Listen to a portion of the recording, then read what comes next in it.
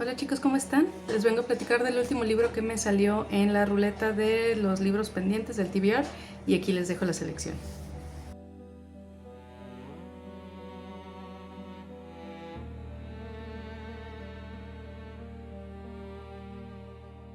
Listo, como pueden ver, el libro seleccionado fue Conversaciones con Otto Frank. Me emocionaba mucho leer este libro desde que lo compré hace más de un año. Por fin salió.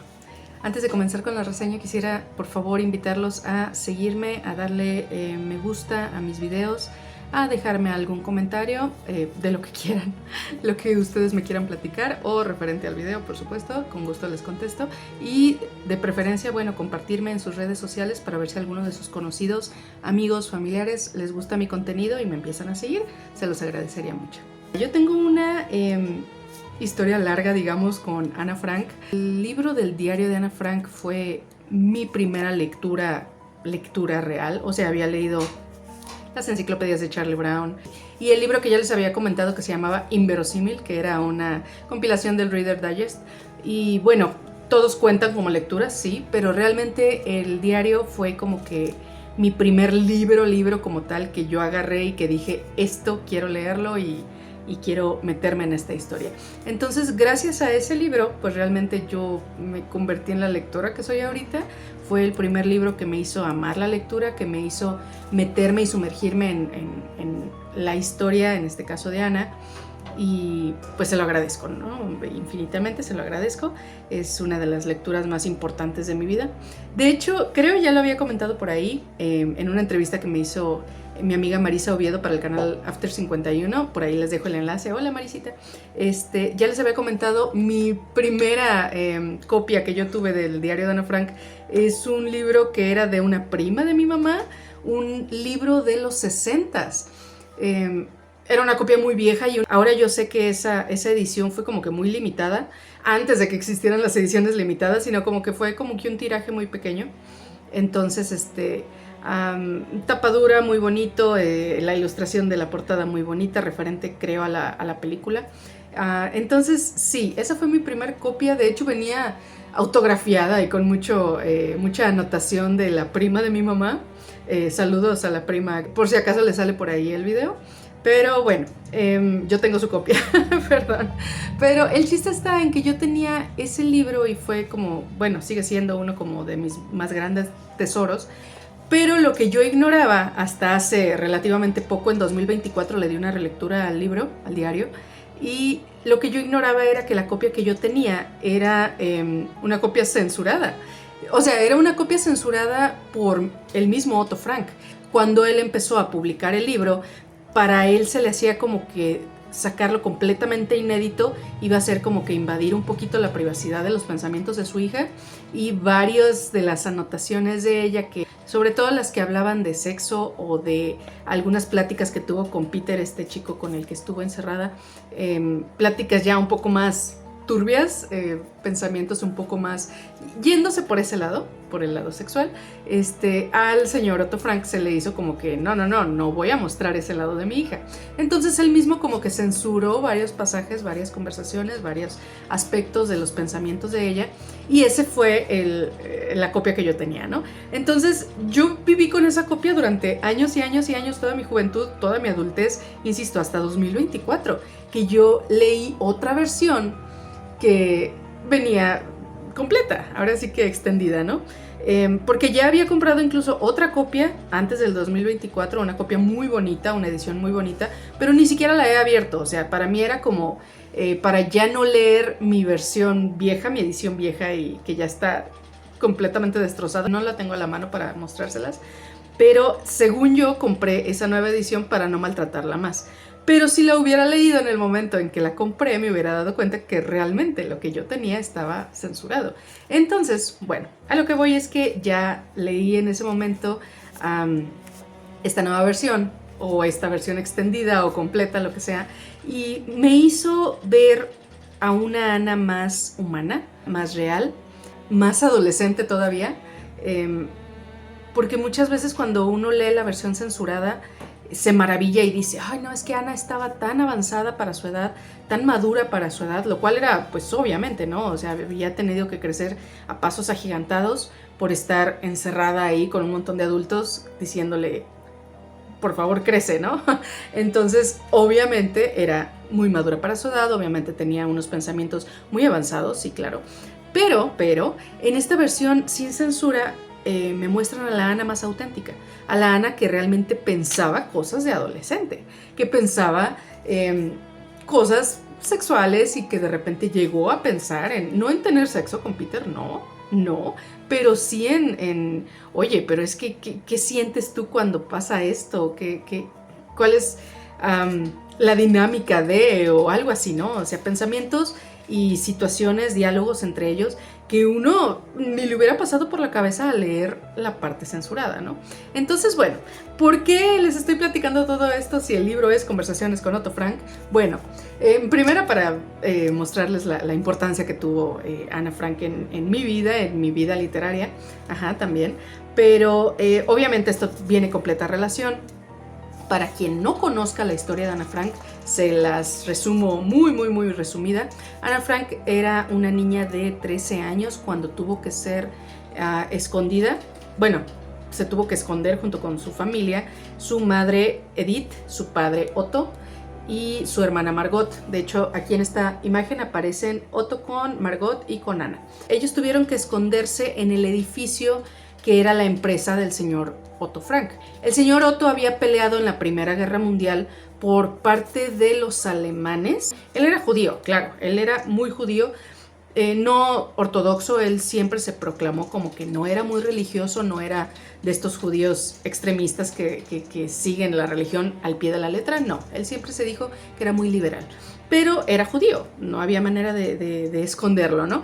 Pero en la Primera Guerra Mundial él pelea del lado de los alemanes, entonces eso, y por ciertas situaciones en las que él se fue a Holanda y estuvo en Estados Unidos un tiempo, y bueno, él se sentía protegido, digamos, o relativamente protegido a comparación de otros judíos, pero en el momento en el que Ana tiene 13 años, poquito después, fue cuando el señor Frank se da cuenta que realmente están en peligro, que realmente esta supuesta protección que él tenía no los va a proteger y están tan expuestos como cualquier otro judío, ¿no? Entonces, él decide que en este edificio, que es su empresa, era una empresa de condimentos y cosas para hacer gelatinas y cosas así, él decide que va a esconder a su familia.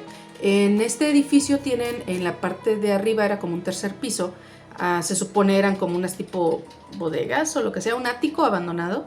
Entonces muy poca gente realmente sabía que hubiera ese espacio. Entonces, bueno, este espacio lo simularon con una como estantería, un como librero falso, que realmente era una puerta. Entonces lo pusieron ahí, pusieron unos libros como de contabilidad y no sé qué, y tenía algo secreto para poder abrir la puerta y se ingresaba a esta buhardilla, digamos. Entonces ahí decidió esconder a su familia, decidió también darle refugio a otra familia amiga de ellos. Van a refugiarse con ellos, eran la madre, el padre y el hijo Peter, que en el momento en el que entra ahí, Peter tenía creo que 15 años, entonces no era mucho más grande que Ana, eran más o menos de la edad.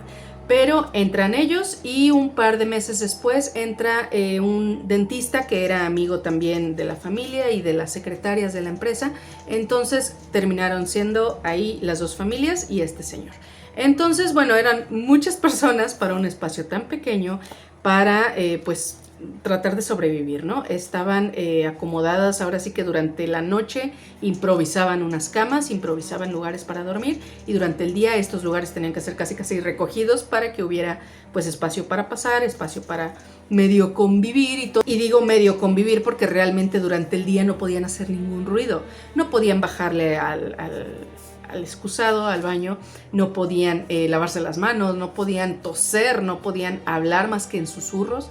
Entonces realmente durante el día era como que momento para estudiar, para leer, para tal vez, no sé, pelar papas y lo que sea que tengas que cocinar en súper silencio. Y ya durante la noche, ya que la gente de la empresa se iba, entonces ya podían hablar, ya podían hacer lo que tenían que hacer, ¿no? Y pues era una existencia bastante limitada, digamos. Y en el caso de Ana, pues Ana era una niña desde el principio, era muy vivaz, era muy despierta, todo preguntaba, todo decía, todo opinaba, lo cual en esos tiempos pues no estaba muy bien visto, ¿no?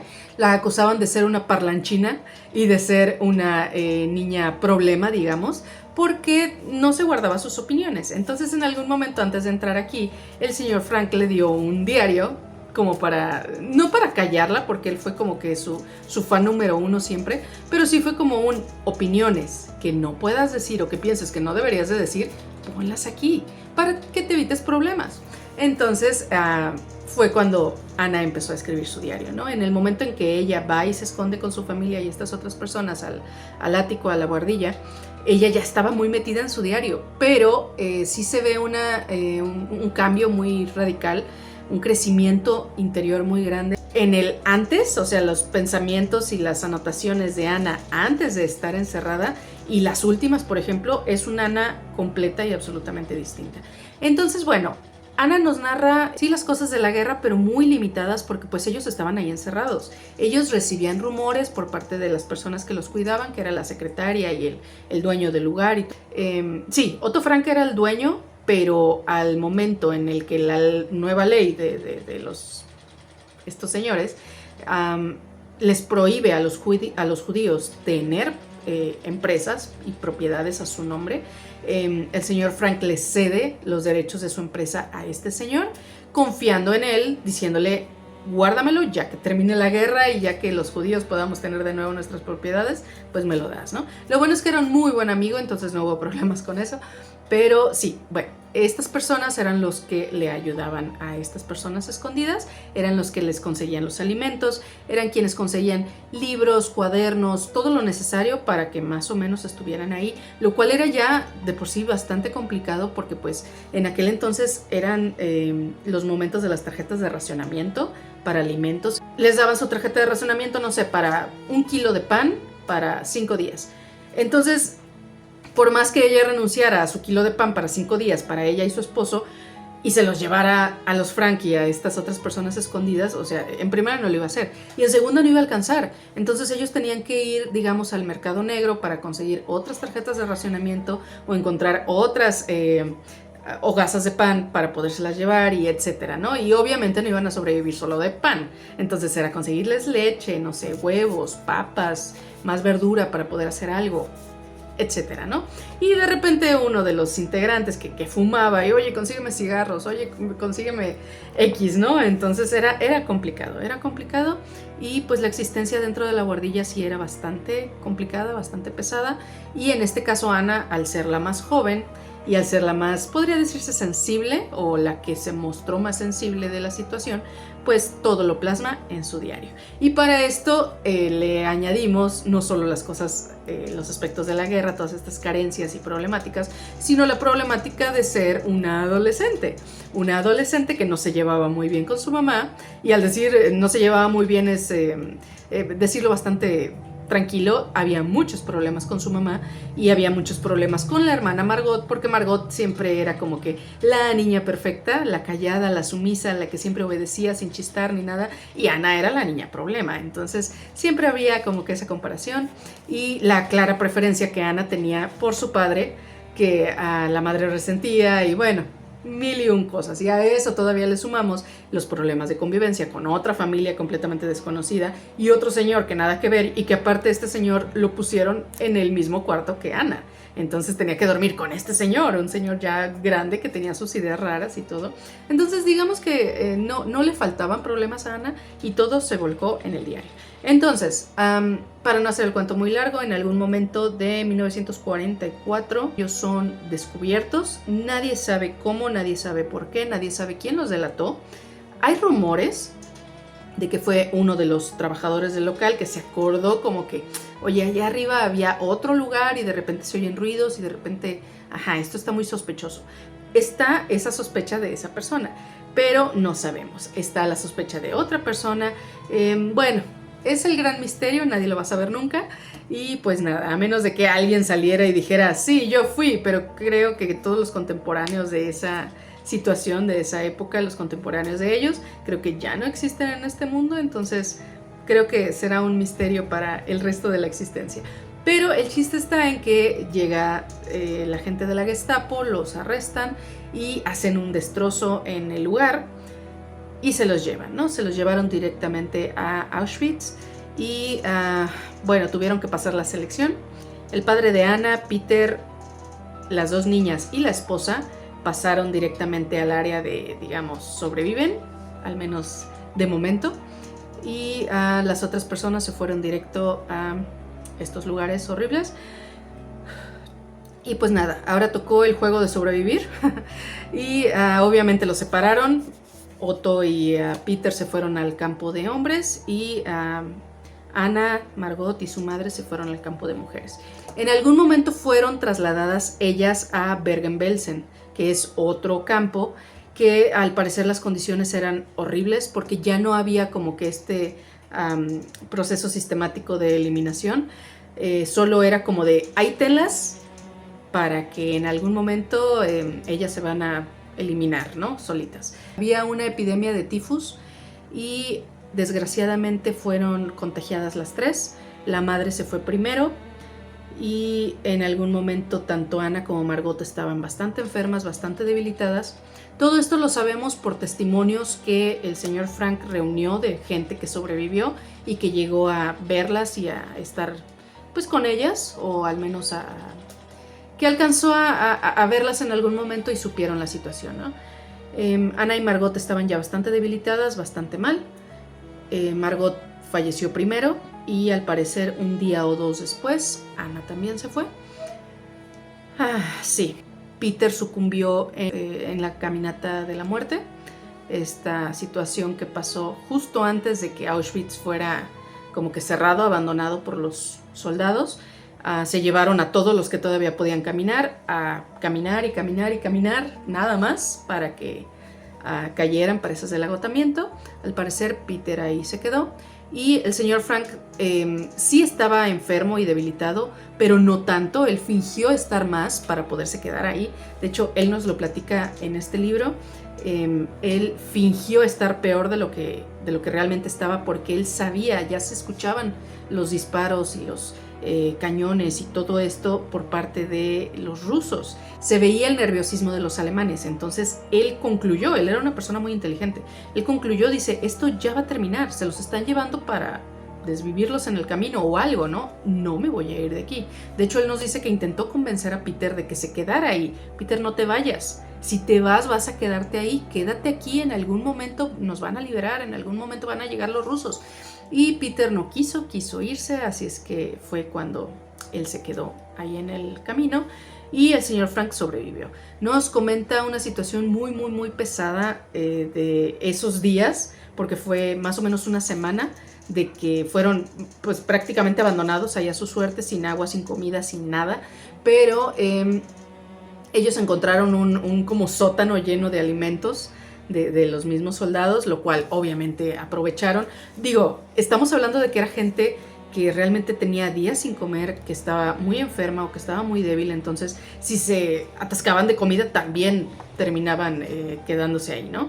Entonces tenían que hacerlo de manera inteligente, cosa que no muchos hicieron, pero los que lo hicieron poco a poco, ¿no? Pero el problema es que no había agua. No había agua y era época que todavía estaba todo congelado, entonces fue un show sobrevivir, pero terminó sobreviviendo, terminó siendo rescatado por las fuerzas rusas.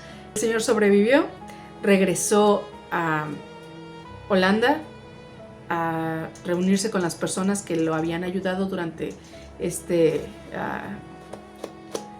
tiempo escondidos. Lo recibieron con bombo y platillos, por supuesto, era el señor Frank. Pero no ha llegado nadie más, no. Él dedicó sus fuerzas y su tiempo a investigar qué fue lo que pasó con su familia. De inmediato supo que su esposa había muerto. Alguien que regresó con él en el tren le dijo que había sido testigo de cómo su esposa había fallecido. Entonces, de su esposa ya definitivamente no había nada. De los otros ya sabía qué era lo que había pasado y reunió más información poco a poco, pero él tenía la esperanza de que sus hijas hubieran sobrevivido, porque pues eran jóvenes, en teoría estaban fuertes, pero con el tiempo llegó la noticia, la confirmó con mucha gente, la confirmó con gente que estuvo ahí y que le tocó ver la situación, entonces perdió toda esperanza y dijo, ok, estoy solo en el mundo, entonces, sí. Y fue en ese momento en el que ya hubo como que la confirmación de que Ana había fallecido, que Miep, la secretaria, le entregó los papeles de Ana, sus diarios, sus cuentos que ella había escrito, cosa que yo no sabía que existiera. Al parecer hay cuentos que ella escribió durante su tiempo escondida, que ella quería publicar ya que terminara la guerra, pero se los entrega y le dice, señor Frank, aquí está el diario de Ana, aquí están los escritos de Ana, no se los había dado porque quería respetar, por si acaso llegaba Ana, yo iba a entregarle las cosas a ella y que ella hiciera lo que ella quisiera, pero ya sabemos que ella falleció, entonces aquí están, se las entregó a usted. No las había leído Miep, solo había, ella sabía, o sea, que Ana volcaba todos sus pensamientos y toda la situación ahí, entonces ella lo escondió con todo lo que pudo para que en caso de que hubiera una redada o algo, los alemanes no lo encontraran, porque ahí había toda la evidencia que incriminaba a mucha gente, ¿no? Entonces ella no lo leyó, pero se lo entregó así íntegro, y fue cuando el señor Frank los leyó y se dio cuenta que Ana quería publicar su diario, quería publicar sus cuentos, todos sus pensamientos. Entonces en el 49 creo fue cuando él decide publicar la primera versión del diario, la versión censurada del diario. Ya se los expliqué por qué. Entonces él lo que quería era más bien como que mantener a Ana lo más inocente posible, lejos de sus opiniones polémicas, y eso estaba ahí íntegro, pero ese lado, digamos, en el que Ana se preguntaba cosas acerca de su propia sexualidad y acerca de la sexualidad de Peter, y eso quería como que mantenerlo oculto, ¿no? Quería, esto nunca pasó, ella seguía siendo inocente y no pensaba en eso. Pero bueno, con el tiempo supongo que cayó en la realización de que necesitaba publicarlo íntegro, y fue cuando salió la versión sin censura. Cuando él publica el diario, empiezan a llegarle miles y miles y miles y miles de cartas. Él nos comenta que la gran mayoría de las cartas que él recibió durante el resto de su vida fueron cartas de jóvenes, jóvenes que se sentían identificados con Ana, que se sentían identificados, obviamente no con la situación de estar escondidos y la guerra y etcétera, no, pero con la situación de soy un adolescente que está creciendo y que está enfrentándose con estas situaciones y tengo estos pensamientos confusos y mi madre no me entiende y mi padre no sabe y no sé, mis tías me juzgan, no sé lo que sea, ¿no? Entonces que le escribían a él con una familiaridad. Dice, es que me impresiona que es gente que no conozco y nunca me han visto en la vida, pero me hablan hasta con el apodo que me tenía Ana. Ana lo llamaba a él Pim, que Pim es como un diminutivo cariñoso de papá. Entonces, esta gente totalmente desconocida le escribía como de, querido Pim. Entonces él dice, como, miren, me puse chinita. Ok, entonces él dice que era impresionante y él sentía ese cariño que él sintió con Ana durante toda su vida, lo sentía reflejado con estas personas desconocidas que le escribían y le contaban sus problemas, sus dudas, sus sueños a esta persona completamente desconocida. Dice, es que es impresionante que esta gente sentía que me conocía y sentía que me tenía toda la confianza para platicarme sus cosas privadas porque habían leído el diario y se habían identificado con Ana y sentían que me conocían perfectamente a través de las palabras de Ana, a través de los ojos de Ana. Y dice, es impresionante, es algo que le llenaba y le hacía sentirse tan especial y tan amado, aun cuando se había quedado completamente solo en la vida, por un tiempo, porque yo supe que el señor se había casado de nuevo, sí, y supe que se había casado con una sobreviviente también de Auschwitz, pero lo que no supe es que esta mujer lo conoció en el tren que los llevó de regreso a Holanda y hablaron, y resulta que la hija de esta persona, que fue la única que también sobrevivió porque también perdió a su esposo y perdió a sus otros hijos, la hija había tenido contacto con Ana y habían hablado mucho y habían sido, pues no amigas, pero se dieron apoyo mutuamente. Entonces fue como algo que los unió de inmediato. De hecho, él en algún momento comenta, es que yo sí pensé en volverme a casar, pero sí lo que pensé fue, yo jamás me casaría de nuevo con alguien que no hubiera sido un sobreviviente, porque ¿cómo va a entenderte alguien por lo que viviste si ella no lo vivió? Entonces, en este caso fue algo que los unió completamente, eso y el que la hija haya conocido a Ana. Y esta persona se convirtió como que en el apoyo más grande. O sea, la señora en ningún momento sintió esos celos como de, ay, ya vas a seguir hablando de tu hija, ay, tu ex esposa, ay, tu... O sea, no. La señora comprendía perfectamente por lo que había vivido, porque ella lo vivió también. Ella también perdió a su familia. Entonces, ella se convirtió en... no solo como su tipo secretaria, porque ella era la que mecanografiaba las respuestas, pero quien se las dictaba era el señor Frank. El señor Frank se dedicó a contestarle a cada una de las personas que le escribían. Cada una. Dice que durante toda su vida, prácticamente casi hasta que él falleció en 1980, él contestó todas las cartas que le escribieron, todas. Bueno, casi todas, porque comenta que hubo un cierto porcentaje muy pequeño, muy pequeño, que llegaron a escribirle, por ejemplo, alemanes, sobre todo jóvenes, que llegaron a decirle que no, que él estaba promoviendo el odio o que él estaba tratando de satanizar la imagen de los alemanes y que no todos habían sido esto, y que muchos ponían en duda incluso la situación, ponían en duda el que hubieran estado encerrados de esa manera, el que hubiera habido tantas carencias, tachaban a Ana de mentirosa o cosas por el estilo. Era una muy marcada minoría de las cartas que le llegaban. Entonces dice que esas obviamente no las contestó, pero pues de que existieron.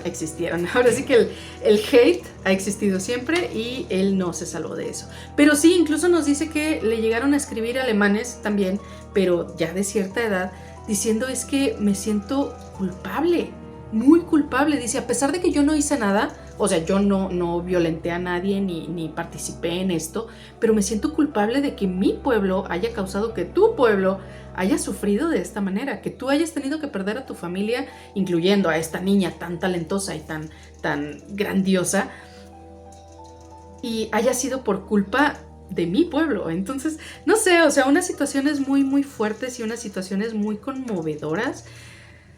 Sí, este señor fue una chulada. Francamente, y ahí sí ya entro en cosas ya medio raras. Aparte de que yo amo ese libro, digo, hablando del diario y hablando de este también, amé a este señor, pero además de esto, yo siempre sentí como que una identificación muy fuerte con ella, una empatía muy fuerte con ella. No me siento yo que en otra vida fui Ana Frank, no. No, estoy loca, pero no tanto. Siento yo desde siempre una relación con esta situación, todo lo de la guerra, todo lo del holocausto. No sé, alguien ya alguna vez me dijo, es que tú debiste de haber vivido en ese periodo, tal vez moriste en un campo, tal vez fuiste un alemán que vivió esta situación en primera mano. No lo sé, nunca me he hecho una regresión a vidas pasadas, nunca lo he hecho, quiero hacerlo. Marisita me iba a ayudar por ahí con una conocida suya, pero no sé, ahí sí ya es entrar en especulaciones, no lo sé, pero de que siento yo una conexión muy fuerte con esta situación, la siento. Y desde que leí el diario por primera vez, yo sentí una conexión enorme con este señor, no sé por qué, pero yo siempre he sentido una ternura para este señor. O sea, lo veía en entrevistas viejas, obviamente, digo, a mí ya no me tocó que estuviera vivo, pero he visto entrevistas viejas y me da una ternura, me da siento un amor muy grande por él, aun cuando sea un desconocido, aun cuando no tenga nada que ver yo con él. No sé qué era lo que me inspiraba este señor, pero de que sentía yo mucho amor hacia él, lo sentía y lo sigo sintiendo.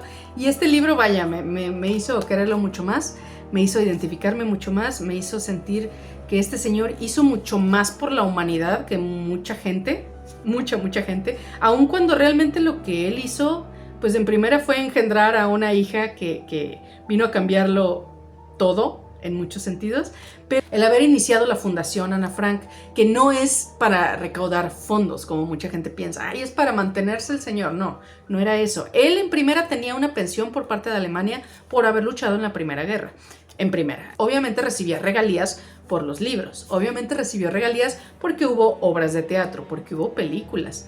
Ahí creo que hay 2 películas viejas y bueno, ya más reciente hay creo que una serie y hay varias cosas, ¿no? Hubiera seguido recibiendo regalías. Pero él dijo que a perpetuidad ya las regalías y todo lo que venga después de la muerte de él van a ir a la fundación y van a ir a otras fundaciones. Todo esto es para ¿qué? Para hacer conciencia acerca del racismo. Todo esto es para eso, para evitar la discriminación por razas y por géneros. Si esto es algo que pues está ahí desde siempre, sigue habiendo, no solo contra judíos, contra gente afrodescendiente, contra todo, ¿no? Entonces es algo que tuvo importancia en su momento y es algo que sigue teniendo importancia hasta ahorita. Las guerras no se van a parar, los crímenes de odio no se van a parar, pero este señor puso su grano de arena y creo yo que más que grano de arena fue como una duna gigante. Y así como él lo menciona en algún momento aquí, el trabajo no termina, su trabajo no terminaba. Terminó en algún momento porque pues ya no puede contestar a sus fans, a sus seguidores, pero el tratar de evitar el odio, el tratar de evitar la discriminación, los genocidios, pues no va a terminar, ¿no? Desgraciadamente vivimos en un mundo que odia más de lo que ama y eso pues es algo que tenemos que tener muy conscientes, es algo que tenemos que tener súper presente, que esta situación puede volver a repetirse y es nuestro trabajo como humanidad el tratar de que no se repita. Entonces, evitar que esto vuelva a suceder no solo con judíos, sino con cualquier otra raza, cualquier otro pueblo, cualquier otra minoría. Entonces, pues sí, este señor hizo cosas de más importancia de lo que él pensó, porque él pensaba realmente que sí estaba haciendo su trabajo y él pensaba que era valioso, pero no sabía a qué nivel. Entonces yo siento que él hizo muy buen trabajo, algo muy importante, y a través de la obra de su hija y a través de la obra de él, es algo que sigue viviendo y tanto él como su hija Ana van a seguir viviendo por mucho tiempo. En este caso, sí, les estoy recomendando este libro. Para mí fue un 4 estrellas y media sólida. ¿Por qué 4 estrellas y media? Porque necesitaba que fuera más grande. Realmente me hacían falta más entrevistas, me hacía falta más el punto de vista de este señor, que es muy interesante. Es una persona que tenía, sí, sus estudios y su experiencia de vida y todo, pero era una persona muy sabia, era una persona que tenía un raciocinio bastante bueno. Entonces, muy inteligente, mucho te transmitía y sobre todo al hablar de su hija y todo eso, pues sí, te hacía sentir muchas cosas. Y les recomiendo, por favor, el diario de Ana Frank. Por favor, si no lo han leído, léanlo. Es algo que, a pesar de que nos cuenta la historia de una adolescente de 1940 y tantos, es algo muy vigente. Es los pensamientos de ella, los sentimientos de ella, sus ideas, sus problemas, son muy vigentes. Son algo que a cualquier muchachito, muchachita, cualquier persona se va a identificar. Se va a identificar ya sea porque lo esté viviendo en ese momento o porque ya lo haya vivido, una adolescencia problemática o lo que sea, te vas a sentir identificado y está súper vigente, es muy actual ese libro, a pesar de haber sido escrito en 1943, 44, etc.